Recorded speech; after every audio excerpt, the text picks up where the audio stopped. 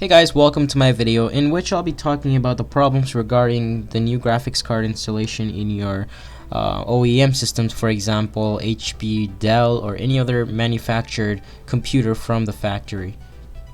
Now, I got my graphics card a while ago. It was a GTX 750 super clocked, and I don't know if that matters or not, but the thing is that my motherboard didn't accept the graphics card, like as in not accept meaning it was not compatible. It was just that the hardware itself was not accepting the graphics card. So I thought it was a driver problem, and what everyone usually does is they remove, uninstall any old graphics card drivers and stuff, but it still didn't work. Now the problem that I had is that I installed it and it made beeping sounds. Now everyone is like, oh god, you have to get your power supply replaced and stuff, and I went out and got a 500 watt power supply, which is 100 more watts than I needed for my GTX 750, and the amps also was way above the 20 amp which is required for the GTX 750. Now since the card is a very efficient card, we don't need that much power, so I still got a power supply installed on my computer. Everything is good, except it didn't work. I installed the power supply, I installed the graphics card, and then the beeping noise is back again. It's just like one beep, and then there's a long pause, and there's a beep. Like there was display output which showed my HP, which is my computer's name is HP Pavilion, and it just showed that the BIOS or the BIOS wouldn't boot. That's just it.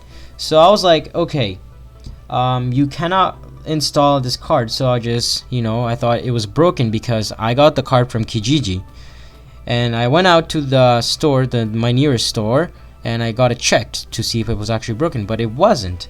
So after fiddling a lot, I decided not to do it anymore. I installed my old graphics card that came with the computer, and I was frustrated.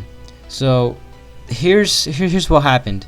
I looked up a few videos that told me to BIOS update. Now guys, this is important. You want to BIOS update your old or maybe 3 or 2 years, like 2010 minus 2010 model, old like those kind of computers. You want to BIOS update to install a graphics card that is 2013.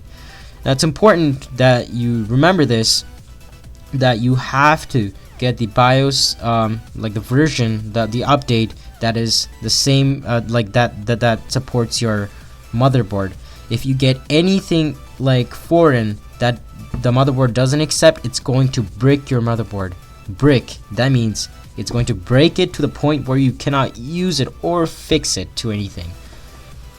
So you have to BIOS update, and to do that, you find your motherboard model, you go to the website, and you look for the latest update. Make sure you go to the right website, because maybe there's people who make fake websites and give you this stuff, but there's not many. But I also went to the HP website where they had a BIOS update, so I installed that one. Now make sure you have only one update that you're installing. You click the exe button, it opens up command prompt, and there should be a few shutdowns and restarts for your computer, and you should be good. Now don't turn off your computer when you're BIOS updating. This is important because it's going to brick your motherboard. Just make sure not to do anything that's going to stop the process of updating. Now after I updated, I was able to install my graphics card. It didn't make any sounds. It booted into the Windows. I installed the required drivers for my graphics card, and I was gaming like a happy motherfucker. And so basically, remember, so BIOS update, and most of the problems that people face is probably the power supply. So I'd recommend you get a better power supply. But I didn't need it. I needed a BIOS update, so that might not be your case. So first, remember the conclusions of this video is you have to get a good power supply, or a capable power supply that meets your requirements of your graphics card, and then you need to check if your BIOS is compatible with your with the graphics card you're putting. Sometimes the problem is that the motherboard itself, where it's not compatible with the graphics card, but that's another issue, and you can get it fixed easily by just buying a new motherboard and just putting everything together. which I'll just recommend you buy and you like build yourself a new computer. But yeah, so guys, thanks for watching. I hope this helped, and peace.